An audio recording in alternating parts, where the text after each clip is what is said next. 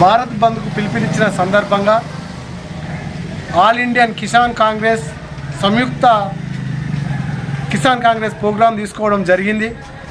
అందులో 280 frontal organisations,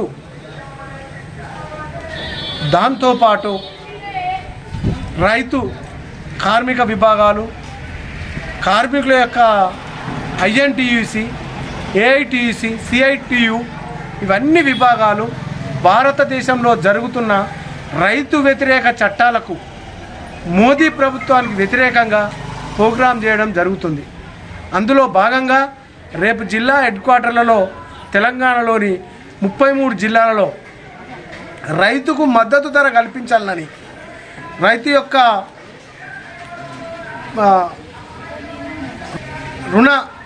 రైతుల యొక్క బ్యాంకుల యొక్క రుణమాఫీని చేయాలని, రైతుల యొక్క ఇచ్చే పనిముట్లకు సబ్సిడీలు ఇవ్వాలని, ఎంఎస్పి ధరను ప్రకటించాలని, రైతుకు బీమా, పంటకు బీమా ఇవ్వాలనే ప్రధాన ఉద్దేశంతో మోదీ తీసుకొచ్చిన నల్ల చట్టాలకు వ్యతిరేకంగా రేపు భారత్ బంద్కు పిలుపునివ్వడం జరిగింది.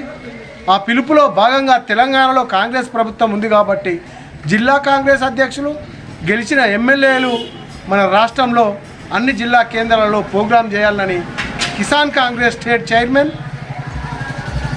సుంకేటి అన్వేష్ రెడ్డి గారు, అదేవిధంగా జాతీయ కిసాన్ కాంగ్రెస్ వైస్ చైర్మన్ కోదండారాము గారు, అదేవిధంగా రాష్ట్రంలో జరుగుతున్న ఈ నల్ల వ్యతిరేక చట్టాలకు 4 కోట్లుగా చేసి ఏర్పడకుండా చట్ట వ్యతిరేక కార్యక్రమాలకు మోదీ ప్రభుత్వం స్వస్తి పలకాల్సింది పోయి స్వాగతిస్తున్నారు. అప్పుడు 750 మంది రైతులు ఢిల్లీ చుట్టుపక్కల ప్రాంత రాష్ట్రాల రైతులందరూ పెద్ద ఎత్తున ఉద్యమం చేస్తే 750 మంది రైతులకు చావుకు కారణమైన మోదీ ప్రభుత్వం మళ్ళా ఎప్పటిలాగానే చాప కింద నీరులాగా చట్టాలను అమలు చేస్తుండు. దానికి వ్యతిరేకంగా జిల్లాలో ప్రోగ్రాం చేయడం జరుగుతుంది. దీనికి అనుగుణంగానే ఈరోజు బచ్చన్నపేటలో రైతు కార్మికులు పక్షాన స్వీట్ల పంపిణీ చేయడం జరిగింది. దీనికి రాహుల్ గాంధీ గారు ప్రత్యేక దృష్టి పెట్టి రైతుల పాలిట రైతు పక్షపాతిగా ఉంటూ ఎంఎస్పి ధర ప్రకటించి రైతులకు బాసటగా నిలుస్తుండు.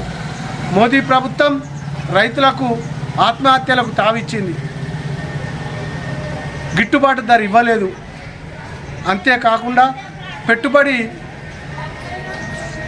పెట్టుబడికి జరిగే ఎరువుల పెంపకం ధరలను విపరీతంగా పెంచిండ్రు. ఆ ప్రభుత్వానికి వ్యతిరేకంగా రేపు జిల్లా కేంద్రంలో ప్రోగ్రాం చేయడం జరుగుతుంది.